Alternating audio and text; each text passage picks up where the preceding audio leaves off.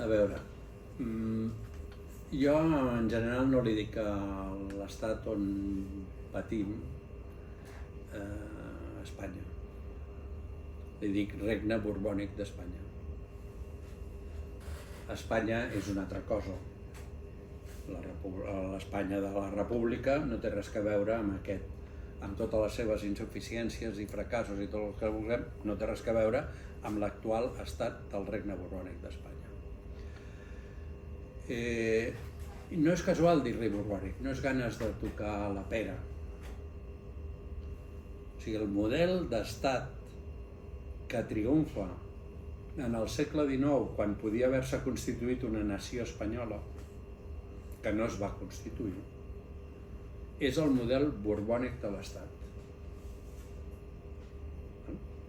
Què és el model borbònic? És un estat oligàrquic, després les formes polítiques concretes de cada període varien, no? Però la substància és que és un estat oligàrquic i que és ultracentralista. El centralisme no el van inventar els jacobins, el van inventar els borbons. I a Espanya van continuar per aquest camí. Quan Espanya es podia haver constituït en una nació liquidant les nacionalitats internes amb un procés suau, com a França, perquè la Constitució de la República Francesa es produïa després d'un moviment revolucionari que havia democratitzat moltes coses, i llavors les reivindicacions nacionals existeixen, però estan molt diluïdes, no tenen...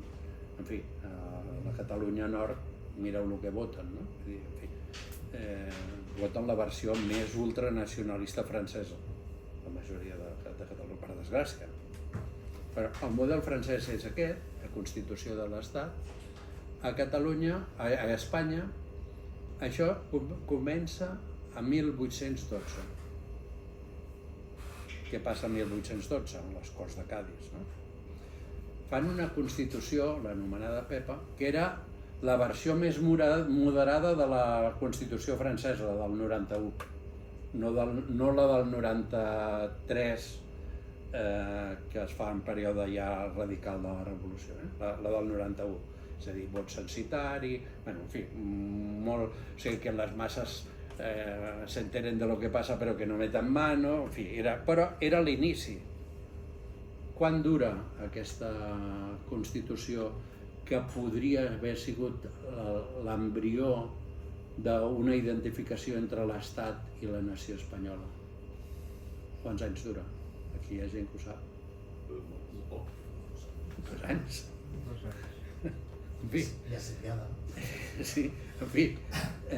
Sí, no hi ha procés de constitució d'una nació-estat en la que els gallecs, els catalans, els bascos més o menys es anessin diluint, com a d'això hi hagués una idea de nació única identificada amb un estat. Això és el que hem heretat de la transició, passant per tots els anys de borboneig i de corrupció i de tot el que tu vulguis, centralisme pur. Quan hi ha un moment que la gent intenta fer una altra cosa? A la Primera República i en els moviments cantonals i en tot aquest procés en el que la gent reivindica la democràcia més propera, no? Sense això, lo liquidamos sin ningún tipo de contemplaciones, no? En fi, aquest és el procés. Hi ha un altre moviment democràtic que ve de fons, que guanya les eleccions municipals el 12 d'abril, que és un moviment, no l'hem d'interpretar només com una coalició electoral de republicans, l'hem d'interpretar com un moviment que ve de baix i que diu, a veure si ens traiem aquesta merda de Borbons, anem a votar i a veure si no sé què. Cau. Ho liquiden amb un genocidi. És la teràpia del genocidi. Després, l'any 78, l'esquerra que ha lluitat sota la clandestinitat, una part de l'esquerra, altra no es conforma, però una part de l'esquerra es transforma en l'esquerra de Sa Majestat. Això passa amb el Partit Comunista marroquí, que li diuen el Partit Comunista de Sa Majestat. Perquè en fi, té l'espai que li deixa el règim, no? En fi, és discutible el que fan els magrebins, però no és el tema.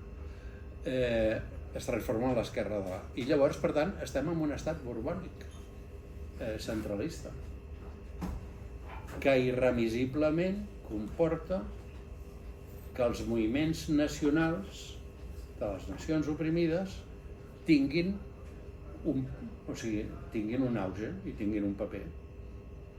En fi, i això és... Amb aquesta contradicció vivirem bastants anys, perquè la situació actual és que s'ha tornat a tancar la crisi per dalt.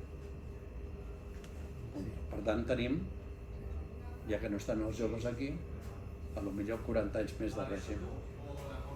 Ja que no estan els joves, perquè no deixes... Per tant, en fi, crec que hi haurà moviments nacionals que seran forts, perquè la substància de l'Estat és el centralisme i la liquidació de les nacionalitats, i que en aquesta fase el dret d'autodeterminació i la lluita amb això s'haurà de combinar en la lluita obrera, popular, democràtica, etc.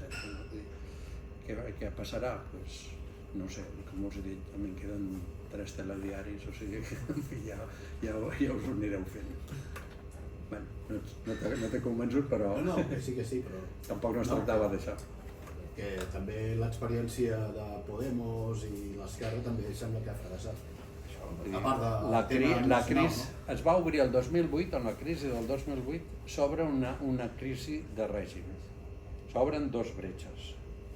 Una, el conjunt de l'Estat, el que representa el 15M, que després es va disfressar de Podemos. I a Catalunya, el tema de l'autodeterminació.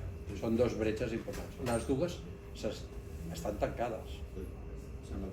O hi ha una nova onada popular tal que, en fi, no es pot descartar. Ojalà, però